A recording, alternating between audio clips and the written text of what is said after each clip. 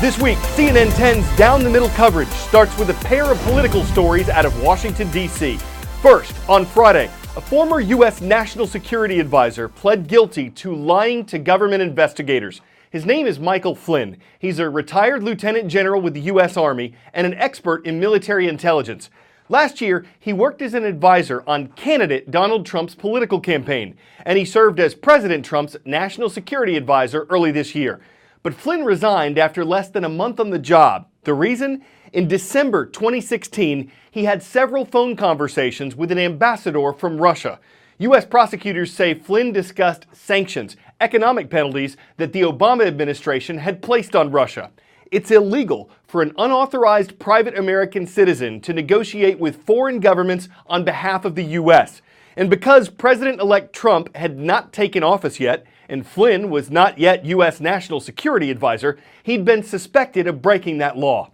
Flynn initially told investigators that he had not discussed sanctions with the Russian ambassador. But after months of investigation by the FBI, Flynn pleaded guilty on Friday to one count of making false statements to U.S. investigators. A special counsel is investigating alleged Russian meddling in the 2016 U.S. presidential election. And Flynn is the first person who's served inside President Trump's administration to be implicated. The White House says that Flynn's plea only indicates that he himself did something wrong. Flynn's agreed to cooperate with the ongoing investigation. Second story out of Washington broke in the wee hours of Saturday morning. Republicans in Congress took another big step toward a major overhaul of the U.S. tax code. The Senate passed a tax reform bill at 2 o'clock a.m. 51 Republicans voted for it, 1 Republican and 48 Democrats voted against it.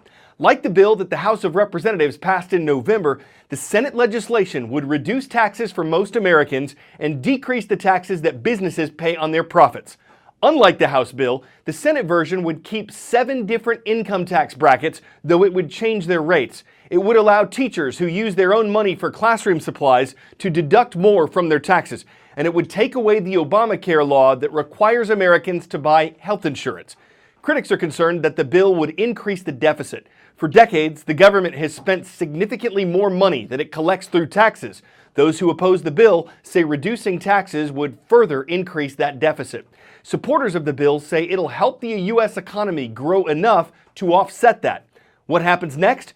Both bills have to be reconciled to a single piece of legislation that has to pass in the House and Senate. If it does, it'll head to the Republican president's desk for signature. President Trump's hoping to have that done by Christmas.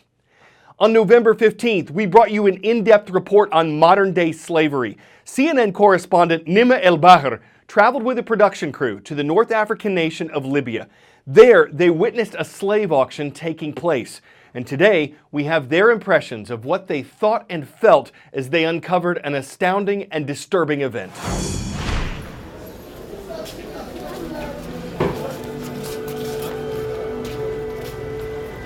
Once we arrived in Tripoli, it was essentially a waiting game.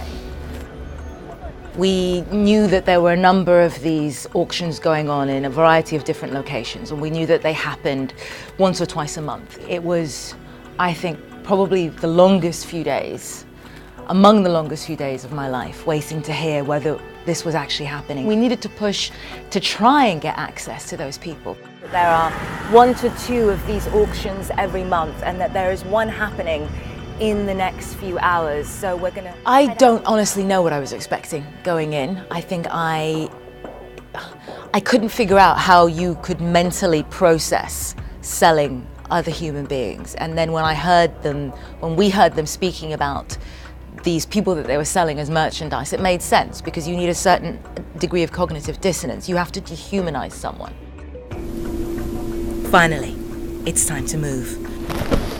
You still have a job to do, so it distracts you a bit from what you just witnessed. But when we were actually sitting there watching the auction, it felt like everything was going in very, very slow motion. There were all the things that we knew we needed to hit as journalists, getting him to use the word auction on our audio to confirm that it's an auction, getting the auctioneer to confirm that they had sold 12 people on that night, having all of that as evidence.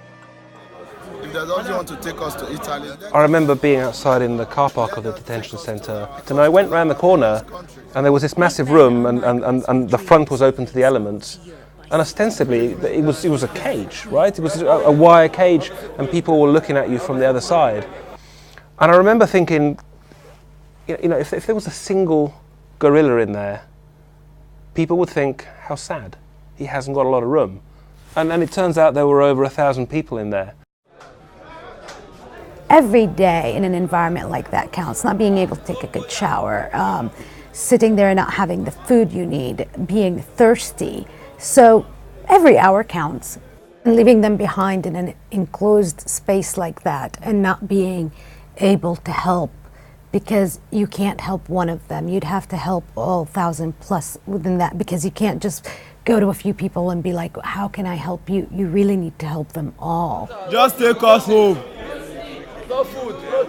There was a point where Alex and I were interviewing Victory, the 21-year-old who'd been enslaved, and I was overwhelmed because Victory was overwhelmed.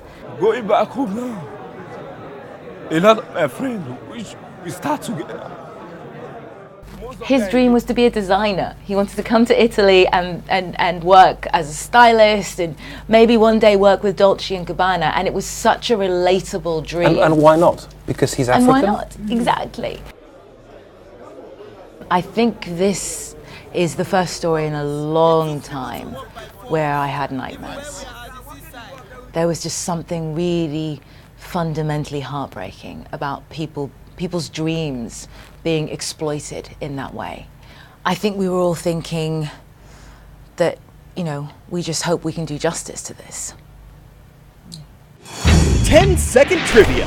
What do Hyperion, Proteus, and Puck all have in common?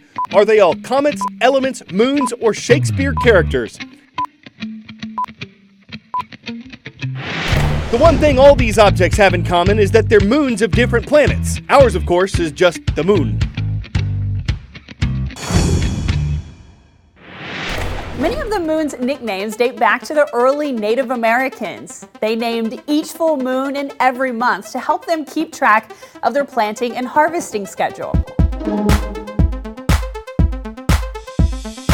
The full moon in April is known as the pink moon, signaling the first appearance of the wild ground phlox, one of the earliest spring flowers. When you have two full moons in a calendar month, the second one is called the blue moon. One of the more notable moons, the harvest moon in October, also known as the hunter's moon or the blood moon. This is when the leaves are falling off the trees and the animals are fat. So this signaled to tribes it was time to hunt all they could to get them through that long winter. And another thing to note is that the moon does not appear pink during the pink moon, red during the blood moon, or blue during the blue moon. The only thing that can really alter the way we see the moon is if there's a lot of dust, haze, ash, or smoke in the atmosphere. The moon can sometimes have an orange or red glow. Well, if you thought our moon looked a little bigger and brighter last night than usual, it's 'cause it was. It was a supermoon, the only visible one of 2017, and it made our planet's natural satellite look 16% brighter and 7% bigger than it normally does. Now for some science. The moon's orbit around the Earth is not a perfect circle, and when the moon's at perigee, its close point, and when it's full, it's considered a supermoon. This happens at new moons too, but you can't see those. Don't shed a tear if you missed last night's supermoon. 2 more of them are expected in January.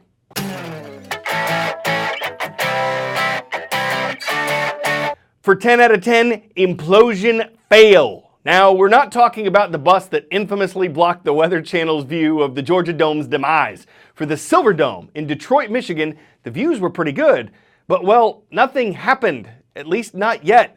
Construction officials say explosives succeeded in breaking the steel beams around the Superdome's upper ring, and they say it will collapse, they just don't know when. Seems the Silver Dome is able to stand up for itself. It's got a spine of steel, it should be beaming with pride. May not be the last dome standing, but when an arena is no longer considered then useful, it's steady up to something amazing when it refuses to cave under heavy pressure. I'm Carl Azuz, hope to see you tomorrow.